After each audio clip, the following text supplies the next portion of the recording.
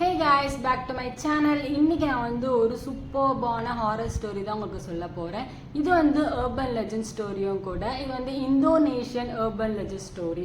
இந்த பொண்ணு பேர் பாத்தீங்கன்னா, அதாவது டெத் ஆன பொண்ணு பேர் பாத்தீங்கன்னா குந்திலானக் அப்படின்ட்டு சொல்லுவாங்க. இந்த பொண்ணுக்கு வந்து ரொம்ப சீக்கிரமே கல்யாணம் பண்ணி வச்சதுனால சீக்கிரம் பிரெக்னென்ட் ஆகி இது வந்து டெத் ஆயிருச்சு.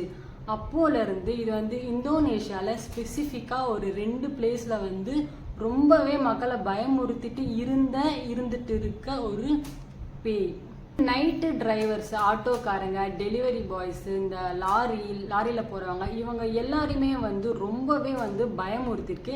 இதனால் அந்த ஊரில் வந்து நிறைய கேசஸ் கூட ஃபைல் ஆயிருக்கு. இதனால் வந்து அந்த மக்கள் வந்து நைட்டு ட்ராவல் பண்ணுறதே மோஸ்ட்லி அவாய்ட் பண்ணிடுவாங்க. சரி, இதெல்லாம் போக நம்ம இந்த பேய் எப்படி இருக்கும் அப்படின்னு நீங்கள் பார்த்தீங்கன்னா, ஃபுல்லாக ஒயிட் ட்ரெஸ்ஸு, ஃப்ராக், பெரிய ஃப்ராக், ஒயிட் ஃப்ராக் போட்டுட்டு ரொம்ப நீட்டு முடியோட வயிற்றுலேருந்து ரத்தம் வெளியே வந்துட்டு இப்படி தான் அது வந்து ரொம்ப கொடூரமாக பயங்கரமாக இருக்கும். இதை வந்து நிறைய பேர் வந்து அவங்க ஊரில் வந்து நிறைய பேர் பார்த்துருக்காங்க. இதோட அழுகை வந்து ரொம்ப ஃபெமிலியராக இருக்கும். அதாவது குழந்த கலந்த ஒரு பொண்ணு அழுகுற மாதிரி ஒரு மாதிரி ரொம்ப ஃபெமிலியரான ஒரு சத்தத்தோட வந்து இது அலறிட்டு இருக்கும். இந்த மாதிரியான அலறல் சத்தம் வந்து அந்த ஊர்ல வந்து நிறைய பேர் கேட்டிருக்கேன் அப்படின்னு சொல்லியிருக்காங்க.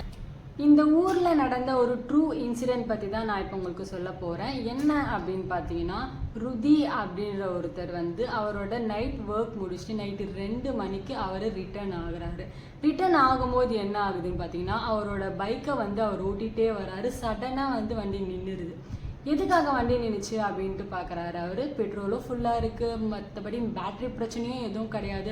ஆனால் எப்படி இது வந்து நின்று போச்சு அப்படின்ட்டு பார்க்கும்போது நம்ம வண்டி எடுக்கலாம் அப்படின்ட்டு அவர் வந்து வண்டியை வந்து எடுக்க பார்க்குறாரு. வண்டி வந்து பின்னாடி ரொம்ப வெயிட்டாக இருக்குது, யாரோ உட்காந்துட்டு இருக்க மாதிரி அவருக்கு ஃபீல் ஆகுது. உடனே வந்து அவர் வந்து உடனே பின்னாடி திரும்பி பார்க்கல. அவர் பார்க்காம அந்த கண்ணாடி சைடு மிரரில் வந்து அவர் பார்க்குறாரு.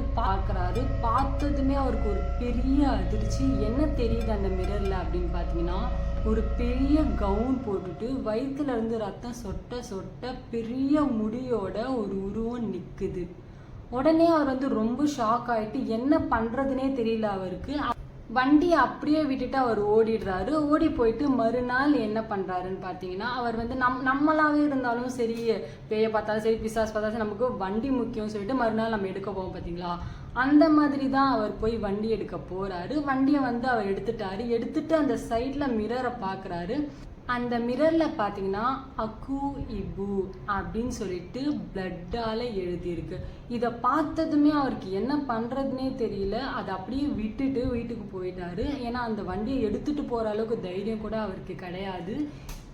இந்த பேய் இருக்க இடத்துல பார்த்தீங்கன்னா ஃப்ராங்கி பானி அப்படின்னு சொல்லிட்டு ஒரு பூ இருக்குது, ஒயிட் கலரில் இருக்கும். இந்த பூவோட ஸ்மெல் வந்து ஹெவியாக வரும் அப்படின்னு சொல்லுவாங்க.